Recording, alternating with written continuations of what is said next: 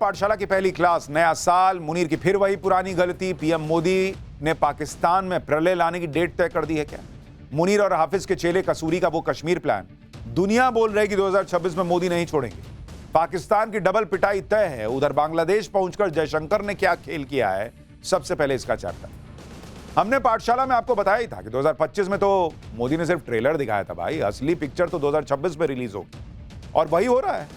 आप देखिए कि इधर नया साल आया, उधर नरेंद्र मोदी ने ऐसे धमाके पर धमाके कर दिए कि सब हैरान है, परेशान है कि अब पाकिस्तान का क्या होगा। क्योंकि यहां लोग जब पटाखे फोड़कर न्यू ईयर सेलिब्रेट कर रहे थे, नरेंद्र मोदी का नया भारत मिसाइलें मार मार के ऐसा न्यू ईयर सेलिब्रेट किया है कि पाकिस्तान में मुनीर की सिट्टी पिट्टी गुम हो। नरेंद्र मोदी के न्यू ईयर धमाकों से घबराए पाकिस्तान का क्या हाल है, आप खुद देखिए कि नया साल आया तो मुनीर ने भारत को फिर नई धमकी दी है।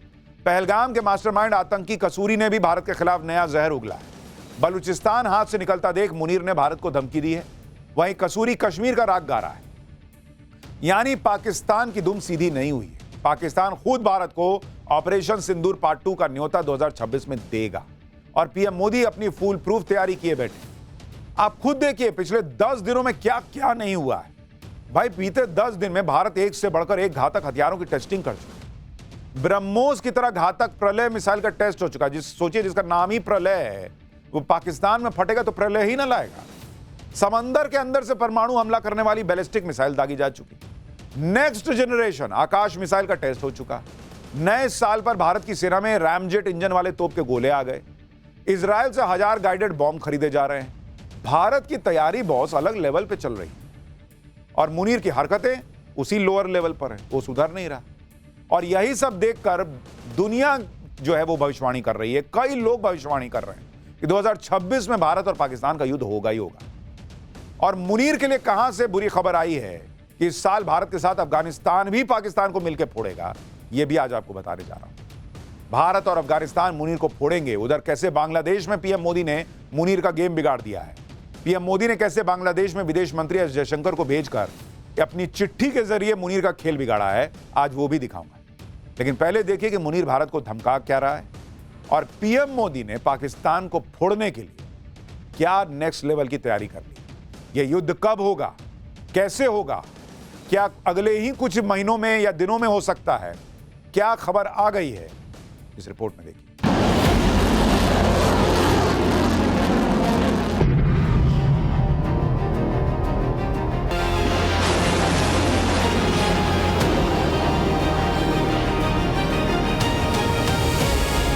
Nobody can tell us what we should do or not. We will do whatever we have to do to defend ourselves. It's a common sense proposition.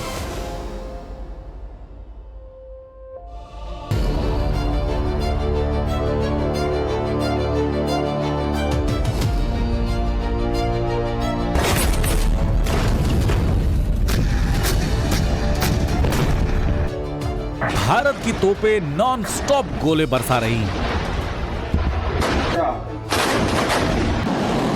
समंदर का सीना फाड़कर मिसाइल निकल रही है। नए नए रॉकेट से पाकिस्तान को फोड़ने की तैयारी हो रही है। Next generation air defence system का टेस्ट चल रहा है। मतलब हर दिन भारत अपने नए नए हथियारों की धार चेक कर रहा है। ऐसा कोई दिन नहीं जा रहा जब नए हथियार की टेस्टिंग की खबर ना आए। इस टेस्टिंग को देखकर ही पाकिस्तान के पसीने छूट रहे हैं।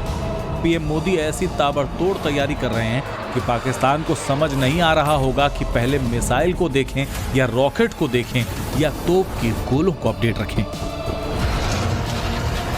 पाकिस्तान ये अच्छी तरह जानता है कि पीएम मोदी इन हथियारों से नए साल की आतिशबाजी तो करेंगे नहीं। ये हथियार पाकिस्तान के लिए ही है और ये मेगा तैयारी इसलिए चल रही है क्योंकि पाकिस्तान अपनी हरकतों से बाज नहीं आने वाला। तो किसी भी दिन इन हथियारों की टेस्टिंग पाकिस्तान पर ही हो जाएगी।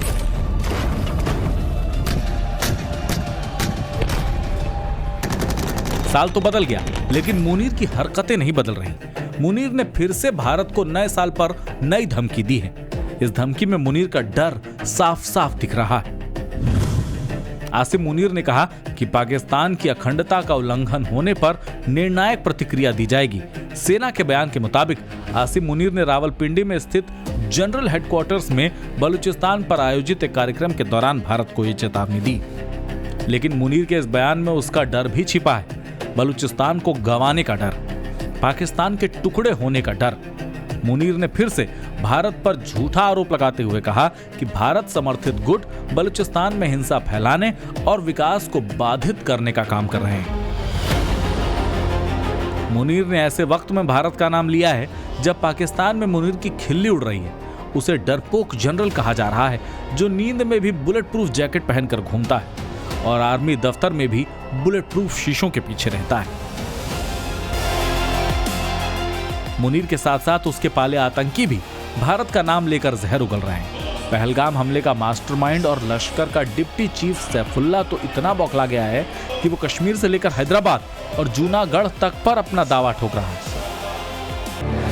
इन आतंकवादियों का हैदराबाद और जूनागढ़ का नाम लेना ये बताता है कि आतंकवाद के खिलाफ भारत के एक्शन से ये लोग इतने बौखला गए हैं कि हैदराबाद से जूनागढ़ तक का नाम ले रहे हैं। मुनीर से लेकर आतंकी तक सब इसलिए बौखलाए हैं क्योंकि 8 महीने बाद भी ऑपरेशन सिंदूर की मार का दर्द पाकिस्तान झेल रहा है।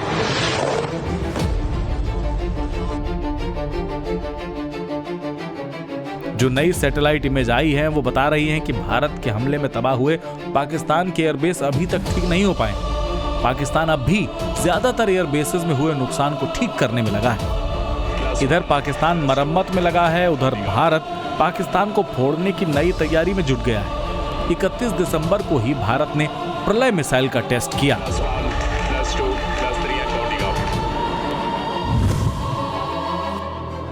ब्रह्मोस की तरह ही घातक माने जाने वाली ये स्वदेशी क्वासाई बैलिस्टिक प्रलय मिसाइल है। इस परीक्षण में डीआरडीओ ने एक ही मोबाइल लॉन्चर से 2 मिसाइलों को बैक टू बैक फायर किया। जब एक साथ बैक टू बैक 2 मिसाइलें हमला करती हैं तो ये और ज्यादा घातक हो जाती हैं। प्रलय मिसाइल भारत की आत्मनिर्भरता का एक बेहतरीन नमूना है। ये पूरी तरह से स्वदेशी तकनीक पर आधारित है। प्रलय मिसाइल उड़ान के दौरान अपना रास्ता बदल सकती है, आखिरी समय में भी चकमा देकर दुश्मन को बर्बाद कर सकती है। इसे इंटरसेप्ट करना या हवा में मार गिराना बेहद मुश्किल होता है। 7,500 किलोमीटर प्रति घंटे की रफ्तार वाली ये मिसाइल 1000 किलो बारूद लेकर जा सकती है। इस मिसाइल की रेंज 150 से 200 किलोमीटर की है। पाकिस्तान अभी प्रलय के सदमे से बाहर आता उससे पहले ही भारत ने नए साल में पाकिस्तान को तोपों के नए गोलों से हिला दिया है। आज ही खबर आई है कि भारतीय सेना दुनिया की पहली सेना बन सकती है जो रैमजेट पावर्ड 155 mm तोप के गोले सेवा में शामिल करेगी। ये स्वदेशी तकनीक IIT मद्रास और भारतीय सेना ने मिलकर विकसित की है। एक बार पूरी तरह विकसित होने पर यह तकनीक भारतीय सेना के सभी तोप सिस्टम पर इस्तेमाल की जा सकेगी। मौजूदा गोलों की रेंज 30-40 किलोमीटर होती है, लेकिन ये तकनीक इसे दोगुना कर देगी। ये तकनीक दुश्मन के पीछे के ठिकानों, command centres, logistic hubs, airfields पर सटीक हमला करने में सक्षम बनाएगी। इससे पहले 29 दिसंबर को भारत ने Pinaka long range guided rocket का सफल टेस्ट कर दिया जो 120 किलोमीटर की रेंज में अचूक निशाना साध सकता है। 23 दिसंबर को भारत ने K4 बैलिस्टिक मिसाइल का टेस्ट किया था जो पनडुब्बी से 3,500 किलोमीटर की रेंज तक मार सकती है। पिनाका K4 बैलिस्टिक मिसाइल के साथ ही भारत ने एडवांस आकाश NG का सफल टेस्ट करके पाकिस्तान में दहशत फैला दी थी। भारत की तैयारी तगड़ी है। 2025 में ट्रेलर भारत दिखा चुका है, अब 2026 में पूरी पिक्चर दिखा देगा और इसकी भविष्यवाणियां भी होने लगी हैं।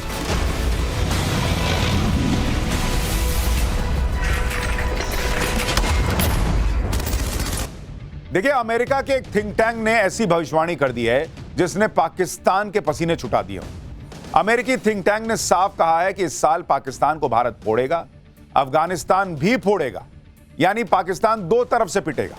अमेरिकी think tank council on foreign relations ने अपनी रिपोर्ट में भारत और पाकिस्तान के बीच युद्ध की आशंका जता दी है। अमेरिकी थिंक टैंक के मुताबिक भले ही वर्तमान में संघर्ष का विराम है, लेकिन युद्ध की चिंगारी अभी भी सुलगी हुई है। अमेरिकी थिंक टैंक को लगता है कि अगले युद्ध की वजह नया आतंकी हमला होगा, यानी पाकिस्तान फिर कोई आतंकी हमला करेगा और भारत इस बार पाकिस्तान को तगड़ा फोड़ेगा। रिपोर्ट में कश्मीर का जिक्र किया गया है, साथ ही यह भी कहा गया है कि भाई कश्मीर की वजह से युद्ध भड़कने का जिक्र है इसमें। यानी पाकिस्तान पिछले साल की तरह फिर से कश्मीर में कोई आतंकी हमला करवा सकता है।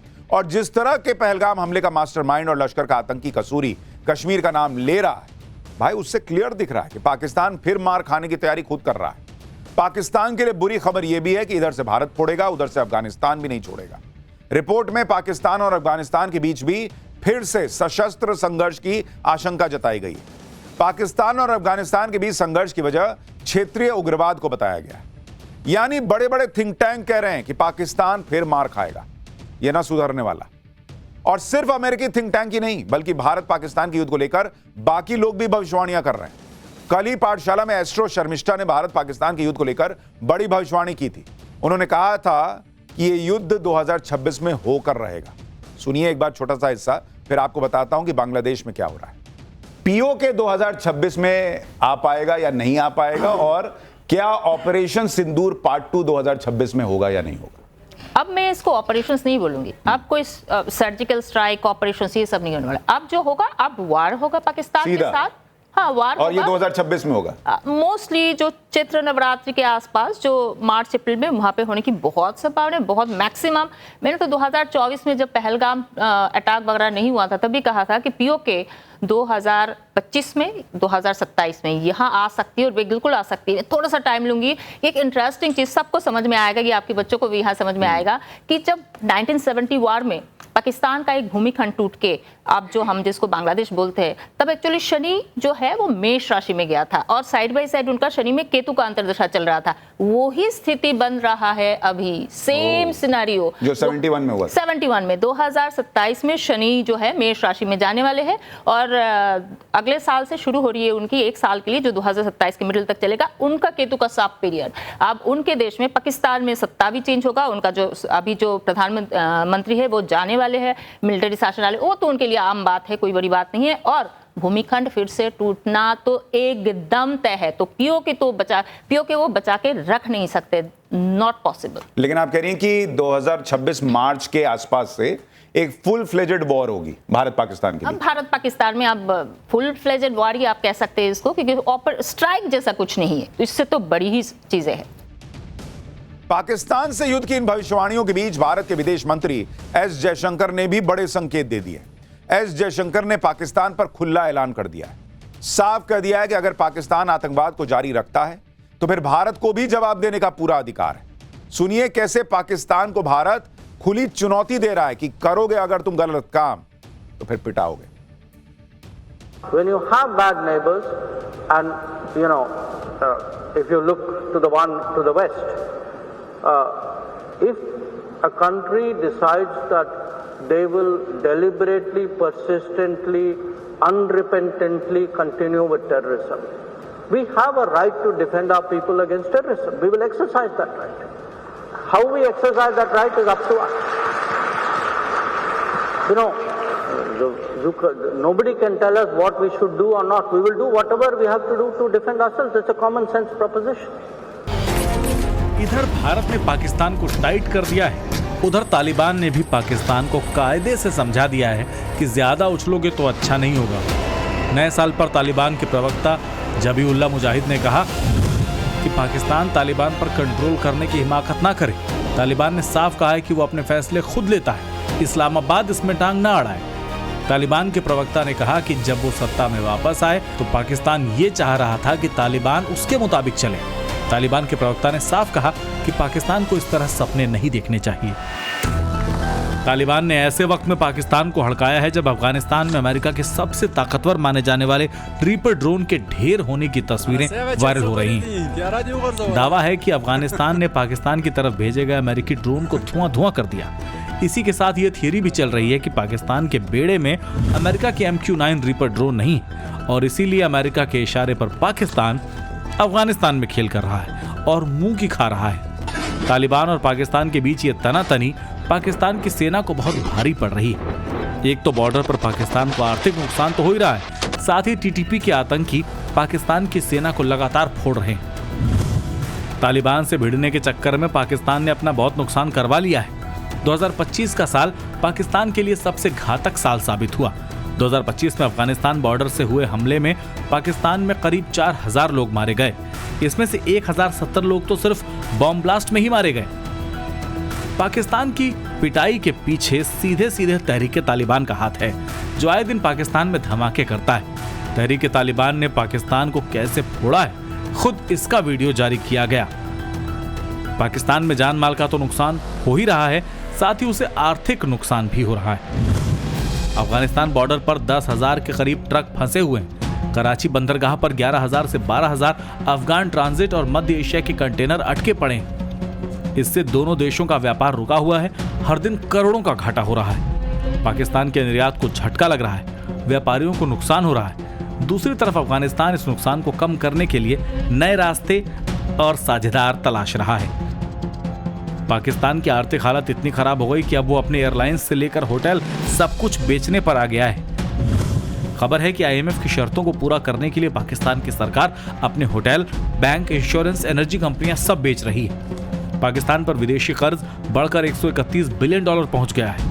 एक्सपर्ट्स कह रहे हैं कि पाकिस्तान को रोजाना का खर्चा चलाने के लिए भी अब कर्ज लेना होगा। इधर पाकिस्तान की हालत खराब है, उधर भारत ने पाकिस्तान का पानी रोककर उसे और टेंशन में डाल दिया है। जम्मू कश्मीर में एक और हाइड्रो पावर प्रोजेक्ट को मंजूरी मिल गई। किश्तवाड़ में चिनाब नदी पर दुल्हस्ती प्रोजेक्ट के सेकेंड फेज को मंजूरी मिल चुकी है। इस प्रोजेक्ट के जरिए 260 मेगावाट बिजली बनेगी। इससे पहले सावलकोट हाइड्रो पावर प्रोजेक्ट को भी इसी नदी पर बनाने की मंजूरी दी गई। भारत ने ऑपरेशन सिंदूर के दौरान पाकिस्तान के साथ सिंधु जल समझौते को अनिश्चित काल के लिए सस्पेंड कर दिया। उसके बाद से पाकिस्तान को झटके पर झटका लग रहा है। दुल्हस्ती प्रोजेक्ट के फेज 2 को मंजूरी मिलने के बाद पाकिस्तान की नींद उड़ गई है। पाकिस्तान सिंधु जल समझौते की दुहाई दे रहा है, कह रहा है कि हमें कुछ नहीं बताया गया। वैसे ये वही पाकिस्तान है जो सिंधु जल समझौते के रद्द होने के बाद एक सुर में गा रहे थे कि पानी की जगह खून बहेगा।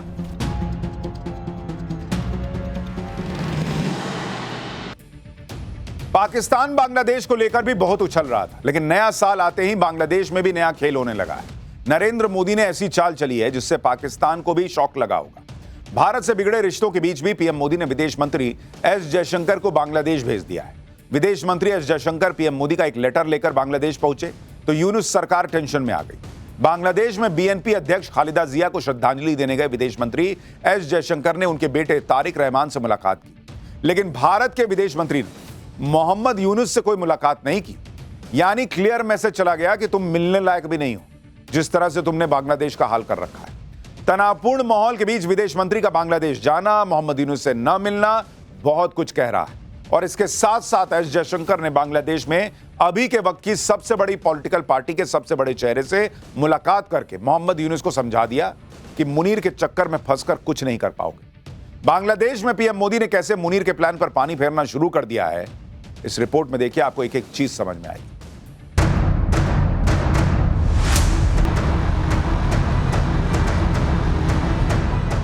मोदी के ढाका मास्टर प्लान का ब्लूप्रिंट तैयार है।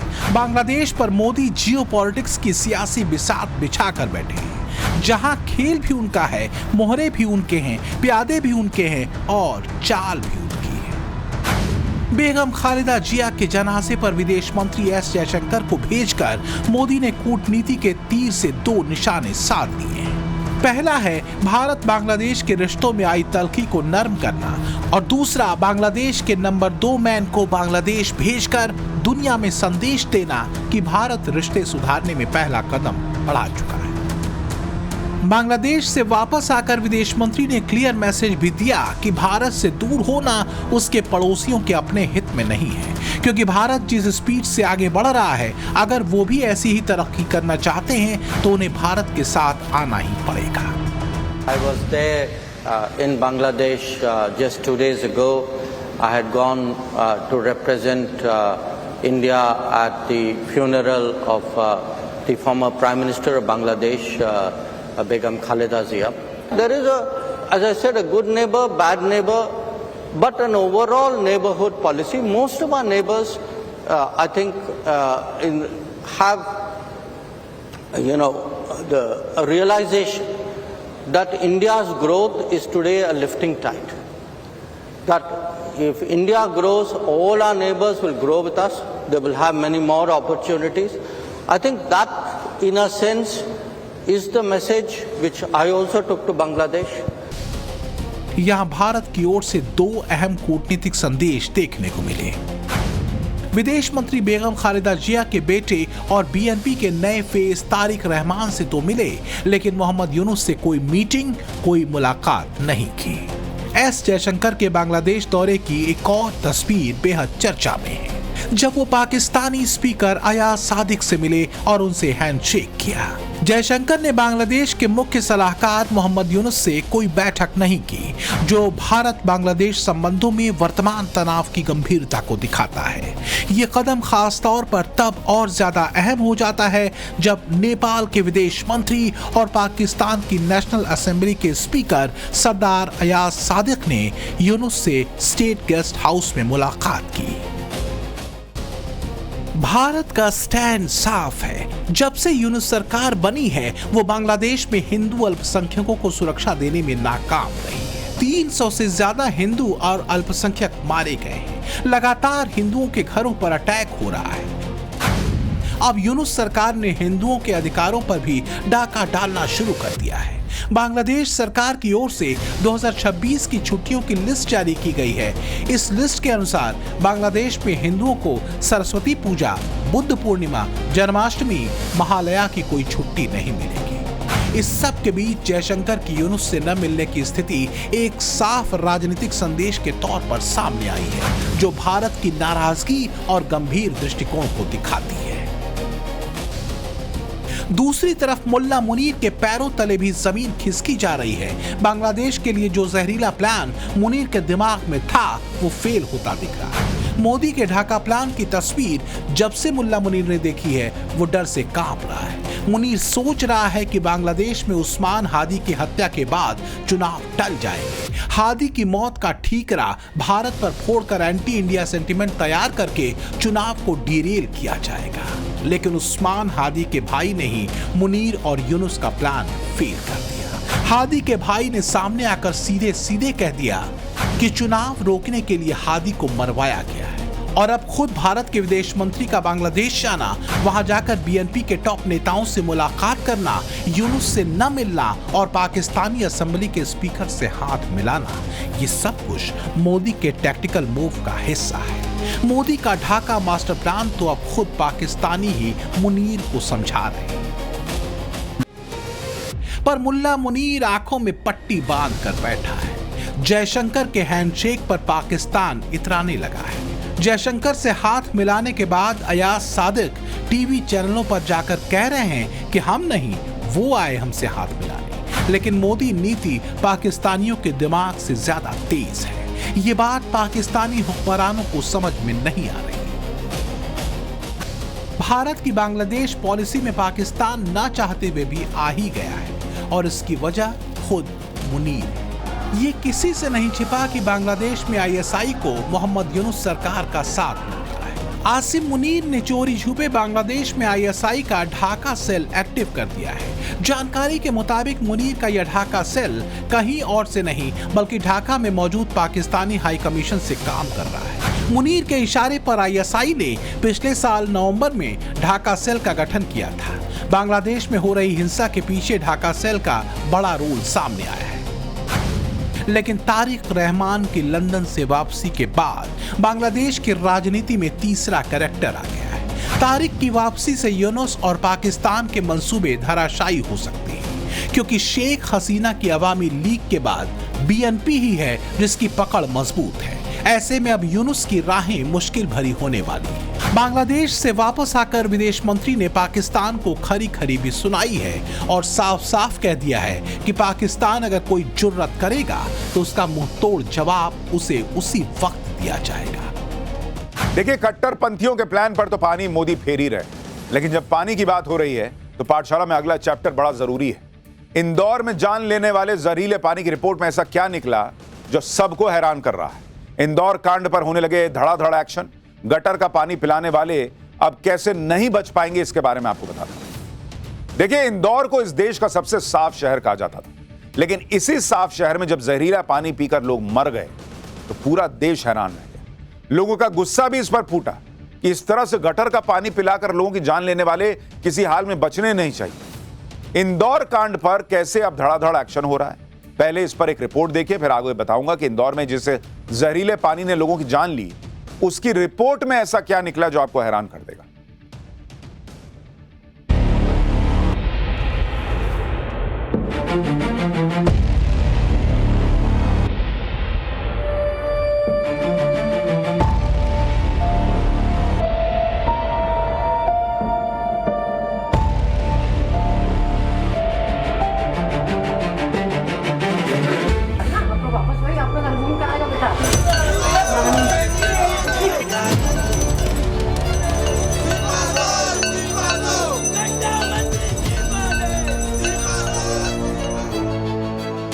इंदौर जैसे शहर में गंदे पानी की सप्लाई से हुई मौतों ने गंभीर सवाल उठा दिए हैं, जिसके बाद सीएम मोहन यादव एक्शन में आ गए हैं। उन्होंने इंदौर के अपर आयुक्त को तत्काल हटाने के निर्देश दिए हैं। साथ ही प्रभारी सुपरिटेंडेंट इंजीनियर से प्रभार वापस ले लिया गया है। सीएम के आदेश पर इंदौर नगर निगम के कमिश्नर और अपर कमिश्नर को कारण बताओ नोटिस जारी किया गया है। इंदौर में दूषित पानी से हो रही मौत के विरोध में प्रदर्शन भी शुरू हो गया है। नगर निगम की अनदेखी के विरोध में कांग्रेस पार्षद की अगुवाई में लोगों ने आंखों पर पट्टी बांधकर प्रदर्शन किया। वहीं भोपाल में भी कांग्रेस के कार्यकर्ता सड़कों पर उतरे। कांग्रेस कार्यकर्ता बीजेपी के मंत्री कैलाश विजयवर्गीय के आपत्तिजनक बयान का विरोध कर रहे थे। हाथों में गंदे पानी की बोतल लिए कांग्रेस के कार्यकर्ताओं ने मंत्री कैलाश विजयवर्गीय के इस्तीफे की मांग की। शर्म करो, शर्म करो, शर्म नहीं तो डूब मरो, डूब मरो, डूब मरो। कैलाश विजयवर्गीय शर्म करो, शर्म करो, शर्म करो। हम ये पानी सांकेतिक प्रदर्शन कर रहे हैं कि प्रदेश की जनता ये पानी पी रही है और बीजेपी के विधायक मंत्री आरओ और बिस्लेरी का पानी पी रहे हैं। हमारी मांग है प्रदेश के मुखिया से, ऐसे गालीबाज मुख्यमंत्री, गालीबाज मंत्री ऐसा जो घंटा शब्द इस्तेमाल कर रहे हैं। आपके मीडिया के साथी ने उनसे पूछा, उसके बाद अगले दिन उन्होंने प्रेस कॉन्फ्रेंस की, उसमें हंस रहे हैं। मध्य प्रदेश में पूरा दुख का माहौल है, इंदौर में दुख का माहौल है। ये गालीबाज मंत्री को इस्तीफा देना चाहिए। विपक्ष के निशाने पर मंत्री कैलाश विजयवर्गीय हैं। कांग्रेस का आरोप है कि इंदौर की जनता मर रही है और कैलाश विजयवर्गीय सो रहे हैं। हालांकि इंदौर के रहने वाले कैलाश विजयवर्गीय लगातार लोगों के बीच जा रहे हैं, उनकी समस्या सुन रहे हैं। उन्होंने लोगों की परेशानी पर क्या कहा, आप भी सुनिए। कैसे सो सकते हैं? इंदौर हमारा शहर है। इंदौर इतनी अगर तकलीफ में और मैं सो जाऊँ तो मेरे से बड़ा कोई आदमी नकारा नहीं होगा, तो कैसे सो सकता है? तो इतनी बड़ी घटना हो गई तो सोने का तो काम नहीं। सरकार एक्शन में आई तो अधिकारी भी फील्ड पर नजर आ रहे हैं। भगीरथपुरा में जगह जगह टैंकरों से साफ पानी की सप्लाई की जा रही है और लोगों को जागरूक भी किया जा रहा है। हमें आप देखें, नगर निगम की गाड़ी इस तरह से घूम रही है जो कि लगातार अनाउंसमेंट कर रही है कि पानी को लेकर सतर्क रहें। देखिए, ये देखिए, इसके अनाउंसमेंट को सुनिए। अनाउंसमेंट कर रहे हैं आप? ये पानी उबालकर पीने का बोल रहा हूँ। अच्छा, हाँ। ये कितने दिन से अनाउंसमेंट चल रहा है आपको? अभी सन मेरे को थोड़ा अर्जेंट जाना है। अच्छा, ठीक है। तो ये अधिकारी हैं, नगर निगम के प्रशासनिक अधिकारी हैं जो अब पूरे भागीरथपुरा में इस तरह का अनाउंसमेंट कर रहे हैं और यहाँ पर पानी को लेकर के तमाम जो समस्याएं हैं वो अभी भी चल रही हैं। और यहाँ पर देखिए तस्वीरें, टैंकर्स को यहाँ पर खड़ा रखा गया है। यहाँ टैंकर, इस तरह के टैंकर्स हैं वो जगह जगह पर खड़े हैं। पानी का अगर किसी को पीने का पानी चाहिए तो इन टैंकर से भी ले सकता है। अभी फिलहाल भागीरथपुरा में पानी की समस्या को लेकर के परेशानी अभी भी कायम है और जो भी पानी सप्लाई में आ रहा है उसको उबाल कर पीने की हिदायत प्रशासन की ओर से दी जा रही है। इंदौर में गंदा पानी पीने से 210 लोग अस्पताल में भर्ती हैं। कम से कम 30 लोगों की हालत गंभीर बताई जा रही है, जिसके बाद सरकार एक्शन में आई। अब अधिकारी फील्ड पर हैं, लेकिन इंदौर में जहरीला पानी पीने से मरने वालों का आंकड़ा बढ़ता ही जा रहा है। सरकार कह रही है कि अभी तक 5 लोगों की मौत हुई है। आंकड़े बता रहे हैं कि 11 लोगों की मौत हुई है, जबकि कांग्रेस कह रही है कि 15 लोगों की मौत हो चुकी है। अभी तक 5 लोग की दुखद मृत्यु इस घटनाक्रम में हुई है और जो आंकड़े हमको अन्य सोर्सेज से आ रहे हैं, जैसे आपके माध्यम से या स्थानीय जनप्रतिनिधि माध्यम से, तो उसकी भी हम लोगों ने आज जो एमबीए बैठक हुई थी उसमें उनके सीनियर डॉक्टर्स की टीम बना दी है, वो उनकी एनालिसिस करके और फिर हम लोग जो अपनी रिपोर्ट होगी उसके हिसाब से अपडेट करेंगे। देश के सबसे साफ शहर का तमगा चिपकाए इंदौर में चीख पुकार मची है। घरों में मातम पसरा हुआ है, शहर में गुस्सा है और पानी में जहर खुला हुआ है। बताया जा रहा है कि 25 दिसंबर से नालों में आने वाला पानी पीने से बीमार लोगों के अस्पताल पहुंचने का सिलसिला शुरू हुआ। शुरुआत में उल्टी और दस्त से जूझ रहे 18 मरीजों को 2 अस्पतालों में भर्ती किया गया। 28 दिसंबर को स्वास्थ्य विभाग की टीम के साथ मंत्री कैलाश विजयवर्गीय मरीजों से मिलने पहुंचे। 29 दिसंबर को डायरिया से एक व्यक्ति की मौत की पुष्टि हुई और शाम तक ये आंकड़ा 4 हो गया। 30 दिसंबर को जानकारी सामने आई कि बीते 4 दिनों से बस्ती में लगातार मौतें हो रही थी। गंदा पानी पीने की वजह से मृतकों की संख्या 14 तक पहुंच चुकी थी। इंदौर जैसे शहर में पीने के पानी से मौत हो जाए, ये तो लोग सोच भी नहीं सकते थे, क्योंकि भाई जिस शहर की ब्रांडिंग ही सबसे साफ शहर के नाम पर हो रही हो, उस शहर में कोई गंदगी की वजह से मर जाए तो सवाल तो उठेंगे ही उठेंगे। आप ये जानकर हैरान रह जाएंगे कि ये मामला महीने 2 महीने का है ही नहीं, 3.5 साल से लापरवाही बढ़ती जा रही थी और इस लापरवाही का खामियाजा लोगों ने जान देकर चुकाया है। अब जो रिपोर्ट सामने आ रही है वो तो और ज्यादा चौंकाने वाली है। लैब रिपोर्ट में पानी में बैक्टीरिया होने की पुष्टि हुई है। सैंपल में फेकल कोलिफॉर्म नाम का सीवेज बैक्टीरिया मिला है। फेकल कोलिफॉर्म बैक्टीरिया जानवरों और इंसानों के मल में पाया जाता है। इससे पेट की बीमारियां, स्किन इन्फेक्शन, सांस की समस्याएं होती हैं। पानी के सैंपल में ई कॉली बैक्टीरिया भी मिला है। ई कॉली गंभीर फूड पॉइजनिंग का कारण बनता है। इससे कमजोर लोगों में किडनी फेल होने तक का खतरा होता है। लैब रिपोर्ट में सामने आया है कि क्लेबेसिएला बैक्टीरिया से लोगों को यह बीमारी हुई। क्लेबेसिएला बैक्टीरिया से निमोनिया, यूटीआई, खून में इंफेक्शन या घाव में इंफेक्शन हो सकता है। इंदौर के इस मामले में लापरवाही किस हद तक हुई, उस पर भी नई रिपोर्ट में खुलासा हुआ है। बताया जा रहा है कि 15 सितंबर 2022 को पाइपलाइन बदलने का प्रस्ताव MIC तक पहुंच चुका था, लेकिन यह फाइल 6 फरवरी 2023 को दोबारा आयुक्त के पास लौटा दी गई। यानी एक जरूरी काम 144 दिन तक जनप्रतिनिधियों के पास अटका रहा।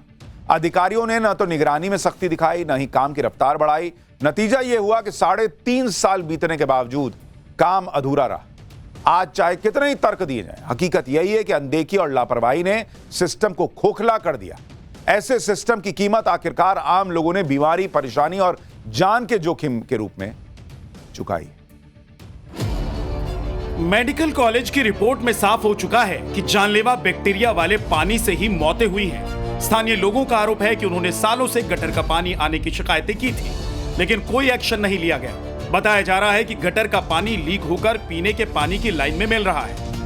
नगर निगम की टीम पिछले 6 दिनों से मौके पर है, फिर भी लीकेज पॉइंट अभी तक नहीं मिल पाया है। वहीं पूरे मामले की मुख्यमंत्री से शिकायत करने वाले वार्ड 11 के पार्षद कमल वाघेला भी इंफ्रास्ट्रक्चर खराब होने की बात कह रहे हैं। कमल वाघेला लोगों के घर पहुंच रहे हैं, खुद पानी पीकर चेक कर रहे हैं कि कितना सुधार हुआ है। कमल वाघेला ने दोषी अधिकारियों पर सख्त एक्शन की मांग करते हुए क्या आरोप लगाए, आप भी सुनिए। जिम्मेदार कौन है? 15 लोग मर गए, कौन जिम्मेदार है? अभी तक जिम्मेदारी तय क्यों नहीं हो पा रही है? एक्चुअल में ये लगभग 8 दिन हो गए इसको, और शुरू दिन हमने कंप्लेंट की थी कि इसमें कोई ना कोई केमिकल मिला है, और जनता का फीडबैक है कि जिस दिन पानी आया था उस दिन एक स्मेल आई उसमें, और उस स्मेल वाला पानी पीने के कारण ही ये कोई घटनाएं हुई है। और इस क्षेत्र में लगातार बहुत कोशिश कर ली प्रशासन ने, निगम ने, बाकी लोगों ने, कहीं भी कोई ऐसा बड़ा लीकेज है ही नहीं। क्यों नहीं ट्रेस हो पा रहा है लीकेज? कैसे ऐसा संभव है कि पूरा प्रशासन लगा है और लीकेज नहीं मिल रहा? मुझे ऐसा लगता है कि इसमें उस दिन आया जो क्लोरीन मिलता है इसे, या ब्लीचिंग मिलता है, या तो उसमें मात्रा ज्यादा होगी या क्वालिटी में कोई अंतर हुआ, ये सब चीजें हो सकती है उसको। ये तो साफ हो चुका है कि पूरे मामले में अधिकारियों की बड़ी लापरवाही थी। बताया जा रहा है कि नर्मदा के जिस पाइपलाइन में ड्रेनेज का पानी मिल रहा था, उस पाइपलाइन को महीनों पहले ही बदला जाना था। आरोप है कि इंदौर नगर निगम के जिम्मेदार अधिकारी टेंडर दबाकर बैठे हुए थे। 8 अगस्त को भागीरथपुरा इलाके की नर्मदा पाइपलाइन बदलने का टेंडर हुआ था। टेंडर खरीदने की आखिरी तारीख 15 सितंबर शाम 6 बजे तक थी, जबकि टेंडर 17 सितंबर को दोपहर 12 बजे खोला जाना था। लेकिन टेंडर को 100 से ज्यादा दिन बाद 29 दिसंबर को शाम 4:30 बजे खोला गया। निगमायुक्त दिलीप कुमार यादव और अपर आयुक्त रोहित सिसोदिया ने टेंडर नहीं खोला। अगर टेंडर समय पर खुल जाता तो काम भी समय पर होता और शायद इतनी मौतें नहीं होती। इंदौर के जहरीले पानी वाले कांड के बाद सरकार चारों तरफ से घिरी नजर आ रही है। कांग्रेस को भी सीएम मोहन यादव के बहाने पीएम मोदी पर निशाना साधने का मौका मिल गया है।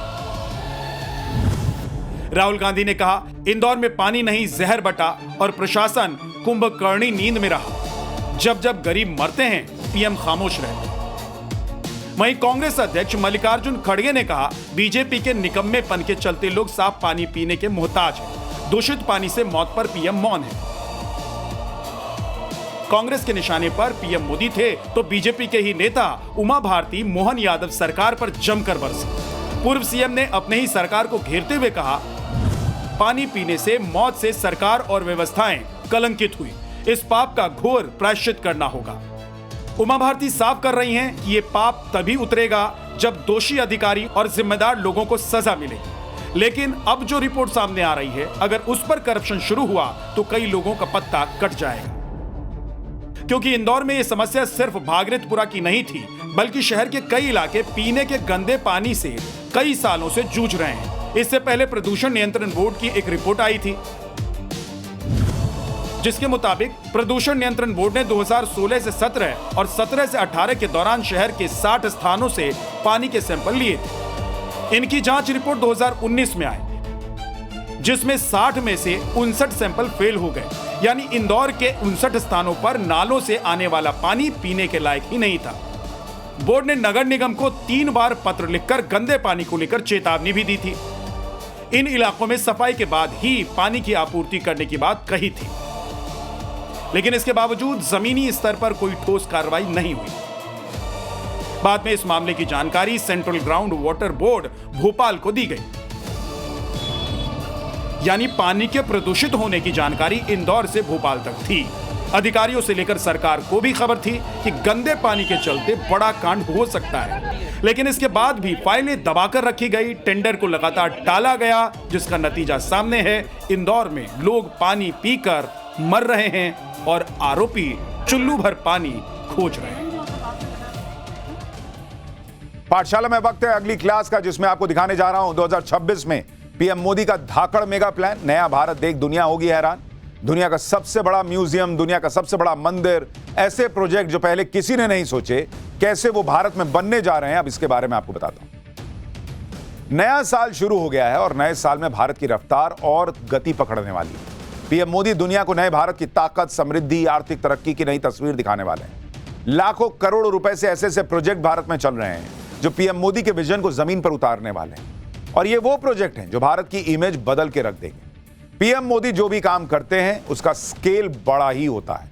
आप देखिए, भारत में दुनिया के सबसे बड़ा स्टैच्यू है, सबसे बड़ा स्टेडियम है, जो भारत के लिए गर्व की बात है। लेकिन अब भारत में और भी बड़े बड़े काम हो रहे हैं। दुनिया का सबसे बड़ा म्यूजियम भारत में बन रहा है, दुनिया का सबसे बड़ा मंदिर भारत में बन रहा है, दुनिया का सबसे बड़ा पावर प्लांट भारत में बन रहा है, एशिया का सबसे बड़ा एयरपोर्ट भारत में बन रहा है, देश में सेमीकंडक्टर चिप का पहला प्लांट बन रहा है, देश में सबसे बड़ा तीर्थ यात्रा प्रोजेक्ट चल रहा है। ये वो प्रोजेक्ट्स हैं जो पूरा होने के बाद भारत की तस्वीर बदल देंगे। पीएम मोदी के मेगा प्रोजेक्ट भारत के विकास को नई स्पीड कैसे देंगे, 2026 में कैसे दुनिया नए साल में नया भारत देखेगी, आज इसके बारे में आपको बता रहा हूं। पहले बात करते हैं दुनिया के सबसे बड़े म्यूजियम की, जो भारत में बन रहा है। दुनिया का सबसे बड़ा म्यूजियम फिलहाल फ्रांस के पेरिस में, जिसका नाम लूव्र म्यूजियम है। लेकिन लूव्र म्यूजियम से यह टैग जल्दी ही छिन जाएगा। भारत में बन रहा युगे युगीन राष्ट्रीय संग्रहालय दुनिया का सबसे बड़ा म्यूजियम होगा। युगे युगीन म्यूजियम दिल्ली में बन रहा है। इसकी लोकेशन केंद्रीय सचिवालय नॉर्थ ब्लॉक है। ये इतना बड़ा है बॉस कि आप हफ्तों तक इसका भ्रमण करेंगे ना तो भी शायद पूरा म्यूजियम नहीं देख पाएंगे। इस म्यूजियम में भारत के 5000 साल के इतिहास के बारे में बताया जाएगा। युगे युगीन नाम से ही पता चल रहा है कि म्यूजियम में युगों से चली आ रही समृद्ध भारत की जानकारी होगी। और जब भारत के इतिहास की बात आती है तो राम मंदिर को कैसे भूल सकते हैं। अयोध्या में राम मंदिर पूरी शान के साथ बनकर खड़ा है। राम मंदिर सनातन के पुराने गौरव को वापस लेकर आया है। अब दुनिया का सबसे बड़ा मंदिर भी भारत में ही बन रहा है। राम मंदिर तो सिर्फ झांकी है। बिहार के पूर्वी चंपारण में रामायण मंदिर बन रहा है, जो दुनिया का सबसे बड़ा मंदिर है। और इसी रामायण मंदिर में दुनिया का सबसे बड़ा शिवलिंग भी स्थापित किया जा रहा है। यानी दुनिया के सबसे बड़े म्यूजियम से लेकर सबसे बड़े मंदिर तक सब भारत में बन रहे हैं। और ये वो प्रतीक हैं जो भारत की विकास यात्रा को दुनिया के सामने नए अंदाज में पेश करेंगे। ये दोनों मेगा प्रोजेक्ट कितने खास हैं, कैसे तैयार हो रहे हैं, कितनी इसके लिए ताकत लग रही है, देखिए इस रिपोर्ट।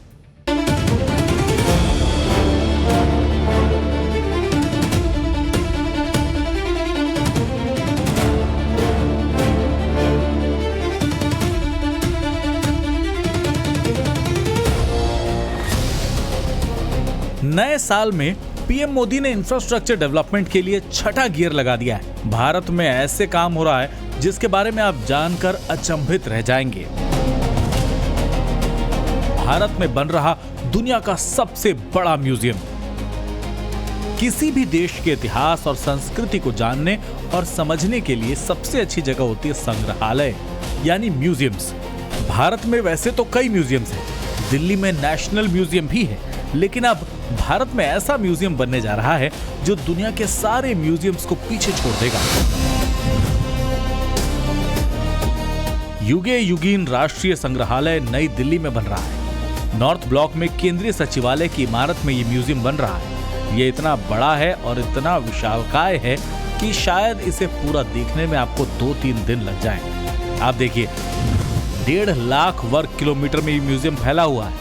म्यूजियम में 950 कमरे होंगे, 8 थीमेटिक सेक्शन होंगे, 30 इमर्सिव गैलरीज होंगी, कुल 25,000 से ज्यादा कलाकृतियां होंगी। इसे बनाने में कुल 2700 करोड़ की लागत आएगी। विजुअली भारत का इतिहास इसमें दिखाया जाएगा। इसका फेज 1 जून 2026 तक बनकर तैयार हो जाएगा। फेज 2 मंत्रालय शिफ्ट होने के बाद बनेगा। सेंट्रल विस्टा प्रोजेक्ट पूरा होने के बाद केंद्रीय सचिवालय से मंत्रालय शिफ्ट हो जाएंगे और उसके बाद इसका फेज 2 शुरू होगा।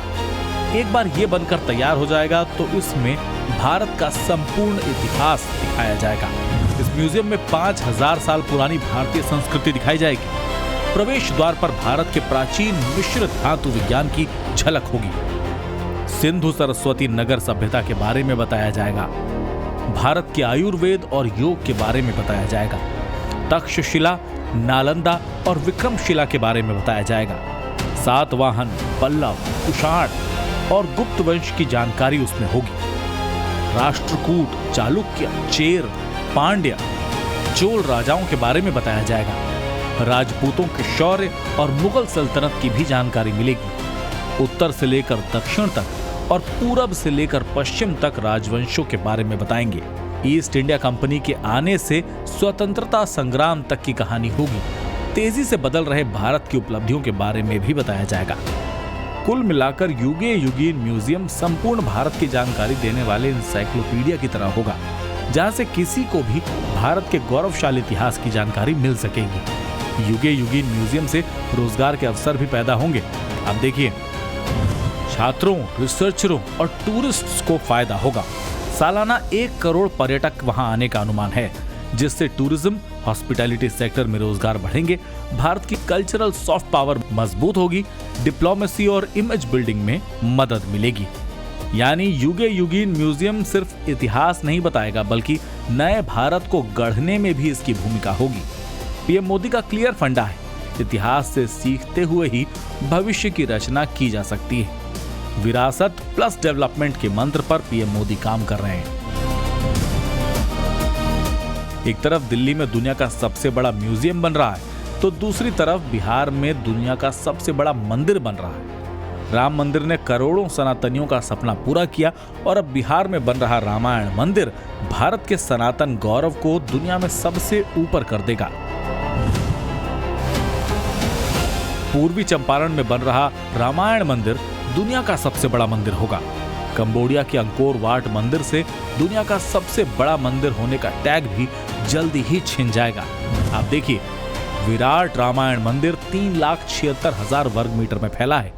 मंदिर की लंबाई 1080 फीट और चौड़ाई 540 फीट है। विराट रामायण में कुल 18 शिखर और 22 मंदिर होंगे। मुख्य शिखर की ऊंचाई 270 फीट होगी, जबकि 4 शिखर 180 फीट के होंगे। एक शिखर 135 फीट का होगा। 8 शिखर की ऊंचाई 108 फीट होगी, जबकि एक शिखर की ऊंचाई 90 फीट होगी। विराट रामायण मंदिर की एक और खासियत है, यहाँ पर दुनिया का सबसे बड़ा शिवलिंग स्थापित किया जाएगा। शिवलिंग की तस्वीरें अपने आप में हैरान करने वाली हैं। आप देखिए, इस शिवलिंग को ग्रेनाइट के एक ही पत्थर पर तराशा गया है। 33 फीट ऊंचा ये शिवलिंग दुनिया का सबसे बड़ा सिंगल स्टोन शिवलिंग है। इस शिवलिंग का वजन 210 टन यानी 2,10,000 किलो है, यानी करीब 50 हाथियों के बराबर या 3,000 लोगों के बराबर इसका वजन है। शिवलिंग को कड़ी मेहनत के बाद 3 करोड़ की लागत से बनाया गया है। इस शिवलिंग को तमिलनाडु के महाबलीपुरम में बनाया गया है और एक बड़े से ट्रक के जरिए विराट रामायण मंदिर इसका ट्रांसपोर्ट किया गया।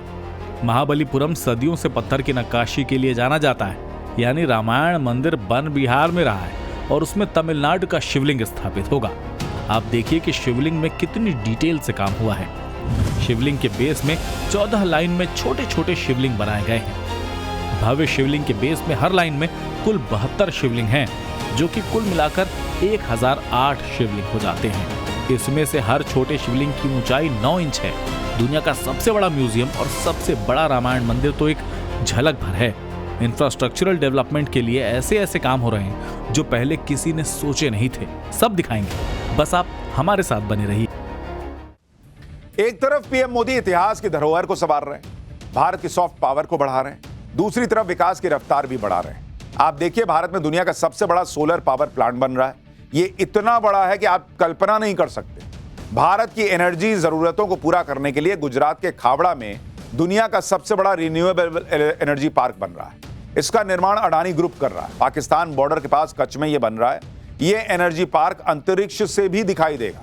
एनर्जी पार्क में पेरिस जैसे 5 शहर आ सकते हैं, इतना बड़ा है। यहां 1000 वानखेड़े जैसे स्टेडियम बन सकते हैं। स्केल देख रहे हैं आप, यानी एनर्जी सेक्टर में डिपेंडेंसी कम करने के लिए सबसे बड़ा प्लांट बन रहा है। तो दूसरी तरफ इंटरनेशनल सेमीकंडक्टर चिप मार्केट में भी भारत ने लंबी छलांग लगा दी। गुजरात में ही भारत का पहला चिप मैन्युफैक्चरिंग प्लांट लग रहा है। विदेशी कंपनियों के साथ भारत में ही सेमीकंडक्टर चिप बनेंगे। ताइवान और अमेरिका की कंपनियों के साथ समझौता हुआ है। दिसंबर 2026 में इस सेमीकंडक्टर प्लांट का उद्घाटन होना है। इन दोनों ही मेगा प्रोजेक्ट से भारत को कितना फायदा होगा, कैसे भारत की इकोनॉमी को और बूस्ट मिलेगा, यह भी आपको दिखाता हूं। पीएम मोदी का विजन भारत को विकसित राष्ट्र बनाना है। विकसित भारत आत्मनिर्भर होगा, जो अपनी जरूरत के लिए दूसरों पर निर्भर नहीं होगा। एनर्जी सेक्टर में भारत तेजी से आगे बढ़ रहा है और दुनिया का सबसे बड़ा पावर प्लांट भारत में बन रहा है। गुजरात के कच्छ में दुनिया का सबसे बड़ा पावर प्लांट बन रहा है। अडानी ग्रुप इसका निर्माण कर रहा है। ये रिन्यूएबल एनर्जी पार्क होगा, जो इतना बड़ा है कि स्पेस से भी ये दिखाई देगा। सोलर एनर्जी और विंड टर्बाइन से जनरेट होने वाली एनर्जी से देश की ऊर्जा जरूरतें पूरी होंगी।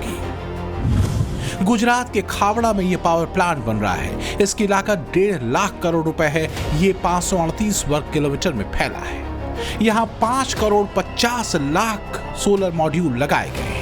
1177 विंड टर्बाइन भी लगाए गए हैं। 30 गीगावाट बिजली का उत्पादन यहाँ होगा। सोलर पैनल की सफाई ऑटोमेटेड क्लीनिंग सिस्टम से होगी। निगरानी के लिए AI बेस्ड मॉनिटरिंग सिस्टम है। 2026 में उसका पहला फेज शुरू हो जाएगा और 2030 तक पूरा प्लांट ऑपरेशनल होगा। ये पावर प्लांट कई मायनों में भारत के लिए गेम चेंजर साबित होगा। ये आत्मनिर्भर भारत की दिशा में बड़ा कदम होगा। पावर प्लांट बन जाने से 1 करोड़ 80 लाख घरों को बिजली मिलेगी। ब्लैकआउट में कमी आएगी। Bharat global renewable energy leader बन सकता है। कई सेक्टर में रोजगार जनरेट होगा। अनुमान के मुताबिक 15,000 से ज्यादा जॉब क्रिएट होगी। आप इस प्रोजेक्ट का स्केल और उसके असर को देखिए। इस तरह के मेगा प्रोजेक्ट अभी तक अमेरिका और चीन बनाते थे, लेकिन अब भारत में मेगा प्रोजेक्ट न सिर्फ शुरू हो रहे हैं बल्कि पूरे भी हो रहे हैं। एनर्जी सेक्टर में तो भारत सेल्फ डिपेंड होने की तरफ बढ़ रहा है, लेकिन एक और सेक्टर है जहां भारत ने लंबी छलांग लगाई है। भारत का पहला chip manufacturing project. PM Modi एक बात बार बार कहते हैं कि हर आपदा में कोई न कोई अवसर होता है। जब कोविड आया और ग्लोबल सप्लाई चेन प्रभावित हुई तो सबसे ज्यादा कमी सेमीकंडक्टर की हुई थी। उसी समय पीएम मोदी ने तय कर लिया था कि सेमीकंडक्टर में भी भारत को आत्मनिर्भर बनाना है। अभी तक भारत में चिप डिजाइन या असेंबल होते थे, लेकिन अब इंडिया सेमीकंडक्टर मिशन के तहत गुजरात में चिप मैन्युफैक्चरिंग प्लांट तैयार किया जा रहा है। ये प्लांट 320 एकड़ से ज्यादा में फैला हुआ है। इसका बजट करीब 1 करोड़ 20 लाख रुपए का है। यहाँ 50,000 वेफर हर महीने बनेंगे। एक सिंगल वेफर से हजारों चिप बन सकती है। प्रतिदिन 2 करोड़ से ज्यादा चिप प्रोडक्शन का टारगेट है। पूरा plant AI based automatic plant होगा। टाटा इलेक्ट्रॉनिक्स, ताइवान की पावर चिप कॉर्प और अमेरिका की माइक्रोन मिलकर इसे बना रहे हैं। दिसंबर 2026 में इस प्लांट में प्रोडक्शन शुरू होने की उम्मीद है, जिसके बाद भारत ग्लोबल सेमीकंडक्टर मार्केट का एक बड़ा खिलाड़ी बन जाएगा, क्योंकि सेमीकंडक्टर के लिए पीएम मोदी का विजन बहुत बड़ा है। अभी भारत का सेमीकंडक्टर मार्केट करीब 4 लाख करोड़ का है। 2030 तक ये मार्केट करीब 10 लाख करोड़ रुपए तक पहुंच जाएगा। 2021 में सेमीकंडक्टर मार्केट को बढ़ावा देने के लिए 76,000 करोड़ रुपए का निवेश किया गया। मकसद था सेमीकंडक्टर फैब्रिकेशन, डिजाइन और मैन्युफैक्चरिंग में तेजी आए। फिलहाल 6 राज्यों में 1,60,000 करोड़ रुपए के 10 प्रोजेक्ट शुरू किए गए हैं, जिसमें CCTV camera, defence system, missile, radar, rocket के लिए चिप बनेंगी। 3 प्रोजेक्ट ऐसे हैं जो रोजाना करीब 7 करोड़ चिप बनाएंगी। पीएम मोदी का टारगेट 2029 तक दुनिया के टॉप 5 चिप प्रोड्यूसर बनना है, जिससे सेमीकंडक्टर के 88 लाख करोड़ रुपए के बाजार में भारत का हिस्सा बढ़े।